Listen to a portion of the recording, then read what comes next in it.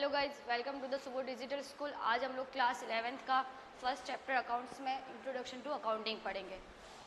Start.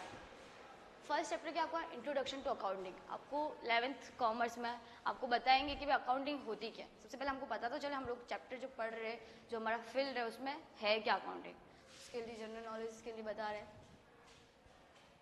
सबसे पहले start कहाँ से करना है? मीनिंग ऑफ अकाउंटिंग से। अकाउंटिंग का मीनिंग क्या है? मीनिंग क्या अकाउंटिंग का? अलग अलग इंस्टीट्यूट ने अपने हिसाब से अलग अलग दे रखा है।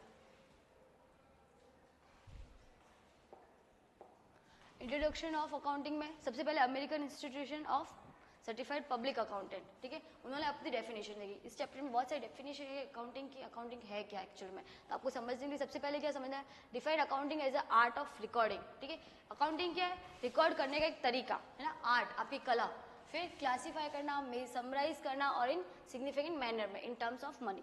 ये सब वर्ड बहुत नए नए अभी कुछ समझ में नहीं आ रहे, पर इसे एक बार याद करने के लिए हम लोग माइंड में रिकॉल कर लेते हैं कि अकाउंटिंग है क्या। और किसने ये डेफिनेशन दी थी? आपके AICPA ने, ठीक है। AICPA ने क्या बोला कि भाई अकाउंटिंग एक आर्ट है, रिकॉर्ड करने को, क्लासीफाई करने को और समराइज करने को इन सिग्निफिकेंट मैनर में टर्म्स ऑफ मनी के, ठीक है। बेसिक सिर्फ 4-5 वर्ड है इस चैप्टर में, सिर्फ इतना ही सीखना हमको कि रिकॉर्डिंग किसे कहते हैं, क्लासीफाई किसे कहते हैं, समराइज किसे कहते हैं और सिग्निफिकेंट मैनर क्या है ना, इन टर्म्स ऑफ मनी में। ट्रांजैक्शन एंड इवेंट जो which are in part of at least, है ना, फाइनेंशियल कैरेक्टर के बीच में। फिर अभी एक और इन्फॉर्मेशन सबसे पहले, अब देखो इन चारों को हमको भी डिस्क्राइब में पढ़ना है। Accounting can therefore be defined as the process of identify. फिर से अकाउंटिंग के बारे में क्या दे रखा है? ये एक अकाउंटिंग का एक प्रक्रिया, एक क्रिया है। क्या क्रिया है? कि आइडेंटिफाई करना, मेजर करना, रिकॉर्डिंग करना एंड कम्युनिकेट करना, है ना। पहले हम लोग सीखते हैं कि भाई रिकॉर्डिंग है क्या, आइडेंटिफाई क्या है। सबसे पहले ये 4 वर्ड है, economic event, identify, measurement, recording and communication. फिर organisation, interested user of information. ये चारों को ही आज हमको पढ़ना है अपनी बुक्स में, ये फर्स्ट चैप्टर में। अब इकोनॉमिक इवेंट किसे कहते हैं? 2 टाइप के इवेंट होते हैं, ठीक है, बिजनेस में। इकोनॉमिक इवेंट या फिर non economic event. Economic event ऐसे इवेंट जिसमें पैसों से बात हो रही है ना, पैसे में अगर कोई ट्रांजेक्शन कर रहे हो तो कौन सा इवेंट आपका? इकोनॉमिक इवेंट, है ना। चीज समझ में आई? जैसे कि इकोनॉमिक इवेंट वो, अब हम लोग आपने कोई माल को परचेज किया, माल को बेचा, वो सब क्या आपका? Economic event. आपने पेन खरीदी, पेन बेची, वो क्या आपका? इकोनॉमिक, क्योंकि पैसे में बात हो रही है ना। अगर आप पेन बेच रहे हो 10 रुपए की चीज तो 10 रुपए मिल रही भी आपको। अब बेचते हो तो 10 रुपए मिलते हैं, खरीदते हो तो 10 रुपए देने पड़ते हैं, तो चीज किसमें? Economic event. ये कि आप लोग अपनी जैसे बड़ी कंपनी से वो अपने मैनेजर की परफॉर्मेंस को देख के, जैसे किसी ने अच्छा काम किया है तो उसको अप्रिशिएशन दे रही है, उसको आप लोग इकोनॉमिक इवेंट नहीं करोगे, उसको आप लोग मेजर नहीं कर सकते टर्म्स ऑफ मनी में, है ना। इन टर्म्स ऑफ मनी का मतलब समझना है, जैसे पैसों में बात करनी ना, मनी के टर्म में बात करनी, उसे क्या कहेंगे? Economic event. जैसे ये इकोनॉमिक इवेंट। इकोनॉमिक इवेंट में an economic is known as a happening of concerns to a business organization which consists of transaction and which are measurable in monetary terms। सबसे मेन क्या, जिस transaction को, transaction 2 type के हो सकते हैं business में, या तो पैसों में बात करेगा या फिर बिना पैसों के बारे में बात करेगा। तो आप किसमें मेजर कर सकते हो? मॉनेटरी टर्म में अगर मेजर कर सकते हो तो वो कौन सा इवेंट कहलाएगा? Economic event. क्लियर? इसमें एग्जांपल भी दे रखा है, जैसे कि फॉर एग्जांपल अगर आप परचेज करते हो मशीनरी को तो वो कौन सा इवेंट है आपका? इकोनॉमिक इवेंट, क्योंकि आपने मशीन खरीदी, पैसे में बात की ना, अपनी मशीन खरीदी तो आपने पेमेंट किसी को किया होगा। ये आप सेल ऑफ मशीनरी करते हो तो भी बात तो ये कि इकोनॉमिक इवेंट है, ठीक है।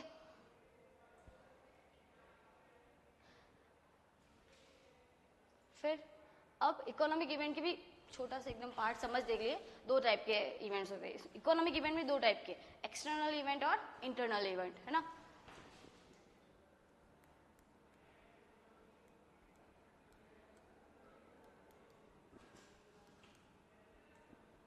इकोनॉमिक इवेंट के भी 2 पार्ट, एक्सटर्नल और इंटरनल।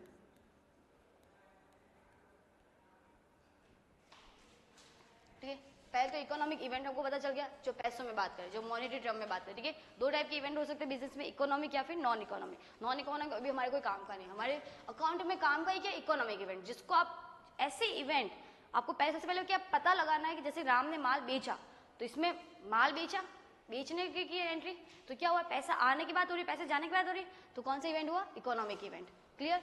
अगर इकोनॉमिक इवेंट है तो उसमें भी पता लगाना कि एक्सटर्नल है या फिर आपका इंटरनल। ये बेसिक MCQ में पूछ सकता है कि इकोनॉमिक इवेंट के टाइप है ना।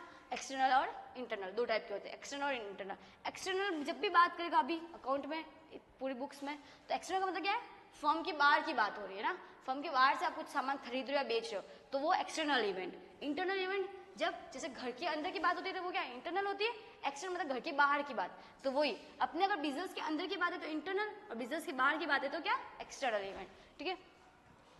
जैसे एक्सटर्नल इवेंट के एग्जांपल क्या दिए, sale of Mercedes to the customer, ठीक है, आपने मशीन को कस्टमर किया, सेल बेची अपने कस्टमर को माल, है ना। आप मंथली पेमेंट करते हो लैंडलॉर्ड को, वो भी क्या एक्सटर्नल बात है, तो आप अपने पेमेंट किसी और को दे रहे हो, थर्ड पार्टी अगर इन्वॉल्व हो रही तो वो एक्सटर्नल इवेंट हो गया।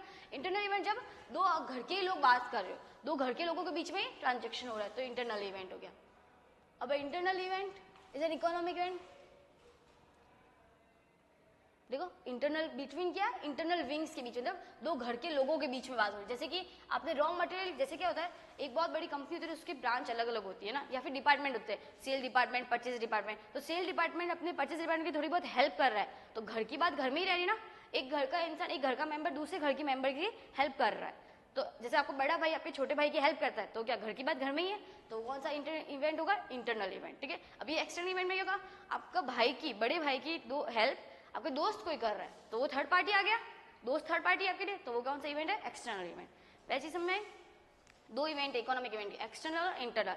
इकोनॉमिक इवेंट क्या था, ऐसा इवेंट, ऐसा ट्रांजेक्शन जो मनी के टर्म में हो रहा है, जो मनी के फॉर्म में हो रहा है, वो क्या है, इकोनॉमिक इवेंट। सबसे पहले हमको क्या पता लगाना है कि इवेंट कौन सा आपका इकोनॉमिक है या फिर नॉन इकोनॉमिक है, फिर उसके बाद आगे प्रोसेस करेंगे, उसको पहचानेंगे कि हाँ भाई पहचाना भी वही हुआ। पहले पता चला हमको, कोई भी हमको कल को पूछे कि इकोनॉमिक इवेंट क्या है, तो इकोनॉमिक इवेंट क्या है, ऐसा इवेंट जिसमें ट्रांजैक्शन, ऐसे ट्रांजैक्शन जिसमें पैसों के बारे में बात हो रही हो या फिर मॉनेटरी टर्म में, है ना, क्या बोलोगे, इन द मॉनेटरी टर्म। ऐसे ट्रांजैक्शन जो मॉनेटरी टर्म में हो रहे हैं वो क्या करेंगे आपके इकोनॉमिक इवेंट। इकोनॉमिक इवेंट भी दो टाइप के, एक्सटर्नल और इंटरनल। अब फिर क्या करेंगे हम लोग, आइडेंटिफाई करेंगे, मेजर करेंगे, रिकॉर्डिंग करेंगे एंड कम्युनिकेशन करेंगे, ठीक है। हमको ये काम करना है। पहले हमने पहचान लिया अच्छा ये तो इकोनॉमिक इवेंट, तब अकाउंट्स में लिखना ही हमको, तो बुक्स में लिखना है। अब फिर उसको आइडेंटिफाई करेंगे, फिर मेजर करेंगे और फिर कम्युनिकेट करेंगे, है ना, रिकॉर्डिंग। आइडेंटिफाई में क्या करेंगे, identify event which are to be recorded, ठीक है। सबसे पहले आप क्या करोगे, उसको ट्रांजैक्शन को आइडेंटिफाई करोगे, उस ट्रांजैक्शन को पहचानोगे कि हाँ वो ट्रांजैक्शन हमारे बुक्स में लिखने योग्य है या फिर नहीं है ना, वो हमारे बुक्स में आएगा या फिर नहीं आएगा। कैसे पहचानोगे, it involve observe accounting selection those events that are of considering financial character the business transaction and other economic event therefore are evaluated for deciding whether it is to be recorded in books of accounts. For example देखो value of, अभी क्या बोल रहा है कि आप कैसे पहचानोगे कि उस ट्रांजेक्शन को हमको लिखना ही नहीं है, ठीक है। दो एग्जाम्पल इसने दो टाइप के दिए, जैसे कि आप लोग आपके ह्यूमन रिसोर्सेज सुना हुआ ना, हम लोग मानव संसाधन, अगर मानव संसाधन जैसे वही मैंने एग्जाम्पल दिया था पहले बार भी कि अगर आपके किसी मैनेजर ने अच्छा काम किया है तो उसको अप्रिशिएशन देने के लिए आपने उसकी प्रमोट कर दिया आपको थोड़ा सा उसको, या फिर उसको आपने उसके लिए थोड़ा बहुत मोटिवेट किया, तो उसको आप लोग मनी टर्म में नहीं मेजर कर सकते ना। जैसे किसी ने स्कूल में भी स्टूडेंट ने कोई अच्छा काम किया तो हम लोग सबको सामने उसको लेके आते हैं, फिर उसके लिए तालियां बजवाते हैं, उसके लिए थोड़ा बहुत कहते कि अच्छा काम किया तुमने, ये अच्छा हुआ तुमसे। ये मनी टर्म में कहीं इन्वॉल्व नहीं हो रहा है ना, इसको मनी टर्म में हम लोग मेजर नहीं कर पा रहे, तो ये हमारे कोई काम का नहीं है ना। ये आइडेंटिफाई किया कि अच्छा ये तो हम लोग नहीं लिख सकते। अब ये अगर ऐसा होता है कि उसने हमारे लिए कुछ लाया, जैसे कि पेन लाई, तो हमको पैसे देने पड़ेंगे, तो ये क्या इसमें आएगा, मॉनेटरी टर्म में। तो उसको हमने सबसे पहले हमने आइडेंटिफाई किया कि हमारे लिए मॉनेटरी टर्म में काम हो रहा है या फिर नहीं हो रहा है। जैसे एग्जांपल के लिए इसने दिया है आपने वैल्यू ऑफ ह्यूमन रिसोर्सेज, मतलब कि मानव संसाधन के, जैसे आपके किसी स्कूल का स्टाफ बहुत अच्छा है तो वो ह्यूमन रिसोर्सेज अच्छा है आपका, तो उसको आप लोग मेजर नहीं कर सकते मॉनेटरी टर्म में, है ना। पर आप मेजर कब कर सकते हो ह्यूमन रिसोर्सेज को, जब उनको आप लोग सैलरी देते हो, तब सैलरी क्या पेमेंट कर रहे हो आप, पैसा क्या बात हो रही है, तो जब क्या है वो आइडेंटिफाई किया हाँ भाई फाइनेंशियल ट्रांजैक्शन में हो रहा है ये। देखो पे सैलरी, अगर आप सैलरी पेमेंट कर रहे हो तो आपको उसको आइडेंटिफाई करना है। सबसे पहले हमको पहचानना है कि वो ट्रांजैक्शन आपका इकोनॉमिक इवेंट है या फिर नहीं है, पहचाना, फिर उसके हम लोग आइडेंटिफाई करेंगे। आइडेंटिफाई और economic event most probably same है। सबसे पहले से आपको इकोनॉमिक इवेंट अलग से समझाने के लिए बताया है कि आपको अकाउंट के स्टूडेंट को आपको पता होना चाहिए कि इकोनॉमिक इवेंट और नॉन इकोनॉमिक इवेंट कहते कैसे। फिर हम लोग क्या कर रहे हैं, उस अकाउंट उस ट्रांजेक्शन को पहचान रहे कि वो हमारे ट्रांजेक्शन बुक्स में रिकॉर्ड करने के लायक है या फिर नहीं है। जैसे कि इसमें फॉर एग्जाम्पल अगर आप लोग अपना HR है, आपका मैनेजर अच्छा है, तो उसको आप लोग मनी के मेजरमेंट में नहीं कर सकते। ये कि आप लोग उस मैनेजर को पेमेंट कर रहे हो, तो उसको वो मनी के मेजरमेंट में होगा। तो हमने उसको पहचाना, अच्छा अगर हम लोग मैनेजर अच्छा है आपका, उसको बुक्स में नहीं लिख रहे, पर मैनेजर का पेमेंट है उसको आप बुक्स में लिख रहे हो। फिर मेजरमेंट करना, जैसे कि हम शॉप पे जाते हैं, 1 किलो शक्कर खरीदते हैं, है ना, शक्कर खरीदते हैं, आलू खरीदते हैं, सब्जी मंडी को जाते हैं, टमाटर खरीदते हैं, तो इन सबको क्या बोलते हैं, टमाटर देना, कितने देना, एक मेजर वो हम लोग 1 किलो देना, पाव देना, आधा लीटर आधा देना, है ना, जैसे दूध लेने जाते तो आधा लीटर देना, इन सब के अलग अलग मेजरमेंट है। दूध के लिए हमने अलग से निकाला, लिक्विड फॉर्म में लीटर निकाला, पानी भी लीटर में आता है, ठीक है। और कोई तरल पदार्थ जैसे कि ये टमाटर, आलू, ये सब के लिए क्या हम लोगों ने यूज किया, केजी, किलो। तो इन सबको कैसे हमको पता चलेगा, अच्छा टमाटर क्या 1 किलो है, क्वांटिटी पता चलेगा, क्वांटिटी किसी क्वांटिटी कितनी है, एक मेजरमेंट पता चला, केजी, लीटर, ये सब पढ़े हुए हमने वही। तो हमारे अकाउंटिंग में कैसे, जैसे हमने बोला आपने मशीन परचेज की तो उसको मेजर किस में करोगे, मशीन कितने की परचेज की, 5,000 रुपए की, तो 5,000 क्या है, रुपीज या पैसे। तो आपके अकाउंट्स में बात कैसे होगी, अकाउंट्स में किसी भी ट्रांजेक्शन को मेजर कैसे करोगे, पैसों में या फिर रुपए में। अच्छी समझे, ये देखो मेजरमेंट में क्या है, including estimate a business transaction into financial terms by using monetary unit, है ना, जैसे हम लोगों ने पढ़ा ना केजी एक यूनिट है, लीटर यूनिट है, तो वैसे ही अपने अकाउंट्स में क्या यूनिट है, मॉनेटरी यूनिट। कैसे लिखते हैं उसको, रुपीज या फिर पैसे में। जैसे कि ये क्या है, मेजरमेंट करने का तरीका कि अच्छा राम ने 5,000 रुपए की मशीन खरीदी, राम परचेज मशीनरी, है ना, कितने की, 5,000 की, तो ये आपने क्या मेजर किया, इस तरीके को क्या मेजर, ठीक है। राम ने माल खरीदा, आपने इसको क्या किया, पहले आइडेंटिफाई किया, ठीक है, आइडेंटिफाई मेजर समझ आया। मेजर मतलब हमारे अकाउंट्स में मेजर किससे को करना है, रुपीज की टर्म में, है ना। कोई भी ट्रांजेक्शन को पहले हमने पहचाना कि वो इवेंट कैसा, इकोनॉमिक या फिर नॉन इकोनॉमिक, उसको पहचान लिया, फिर उसके बाद हमने मेजर किया कि अच्छा कितने रुपए में बात हो रही है ना, कितने अमाउंट में बात हो रही है। जैसे हम लोग कोई गुड्स खरीदते तो उसको क्या लिखते हैं, केजी में लिखते हैं, लीटर लिखते हैं, तो वैसे ही हमारे अकाउंट्स में क्या लिखते हैं हम लोग, रुपीज। अच्छी समझ, ये तो हुआ हमारे मेजर करने का तरीका।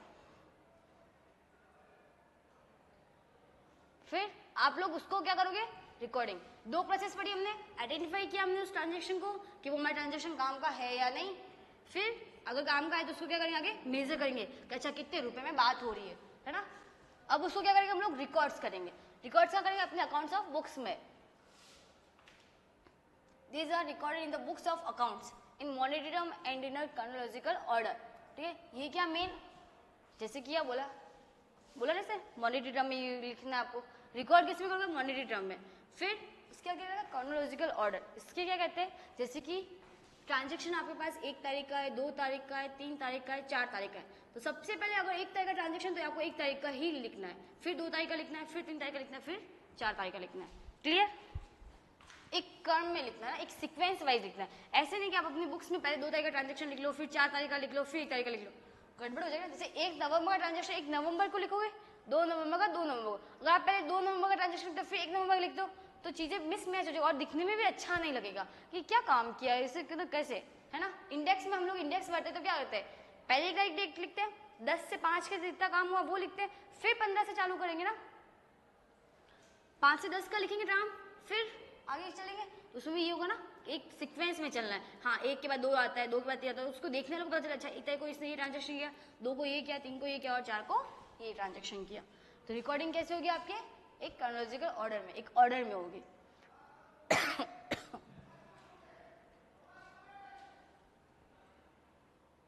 ठीक है, ये क्यों किया इसने कि हमको जब जैसे कि किसी भी अकाउंटेंट को 4 तारीख का ट्रांजेक्शन देखना है, किसी यूजर को 4 तारीख का ट्रांजेक्शन देखना है, तो उसको पता है कि हाँ भाई 3 तारीख के बाद 4 तारीख का ही आएगा, उसको 4 तारीख के लिए ढूंढना नहीं पड़ेगा उस बुक्स ऑफ अकाउंट्स में, है ना, कि हाँ भाई कहाँ है 4 तारीख। वरना हमको पता है कि 1 के बाद 2 आता है, 3 आता है, तो 4, हमको पता है 3 तारीख हमने देख लो तो 4 इसके पीछे ही होगा। वरना अभी ये कि 2, 3, 4, 5, 6, 7 ऐसे लिखा हुआ है, 8 लिखा हुआ है, तो हमको ढूंढने की जरूरत है, अच्छा 2 के बाद 3 आ रहा है, पर इधर अब सबसे पहले 4 ही आ गया, तो गलत तरीका है ना।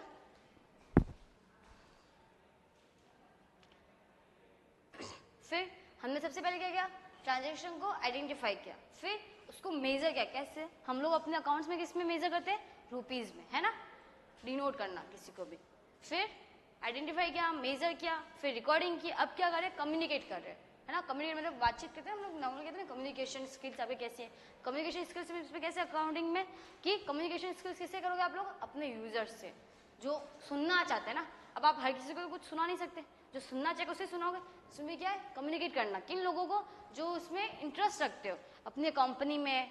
जैसे कि दो तरह के लोग हो सकते हैं, वही इंटरनल और एक्सटर्नल, है ना। या तो घर के लोग, जैसे मम्मी को अपने घर के लोग सुनना चाहेंगे, हमको हमारी मम्मी सुनना चाहेगी, या फिर मे भी हमारे दोस्त सुनना चाहे। तो दोस्त क्या हुआ, एक्सटर्नल फैक्टर, और इंटरनल कौन हुए, हमारी मम्मी। जो हमारे घर के लोग हमें सुन रहे हैं वो इंटरनल, एक्सटर्नल जो घर के बाहर वाले लोग हैं। कम्युनिकेशन में क्या है कि इकोनॉमिक इवेंट को पहले सबसे पहले क्या किया आपने, आइडेंटिफाई किया, फिर मेजर किया और फिर रिकॉर्डिंग की।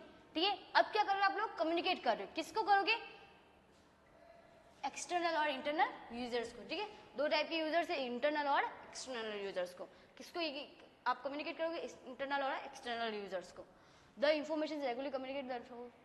हाँ, अब कैसे आप लोगों को अकाउंटिंग रिपोर्ट्स के अकॉर्डिंग, है ना। जैसे कोई रिपोर्ट कार्ड, आपका रिपोर्ट कार्ड है, तो आप लोग अपनी मम्मी को भी बताओगे ना, हाँ भाई हमने पूरे साल में इतना अच्छा परफॉर्मेंस किया, या हमने डेली हमारा इतना अच्छा वीक चल रहा है, वीकली हमारा टेस्ट ले रहे तो इसमें हमने 10 में से 8 लाए, 9 लाए। तो आप क्या दोगे, अपनी अकाउंटिंग रिपोर्ट दोगे, जिससे प्रोवाइड होगा इंफॉर्मेशन,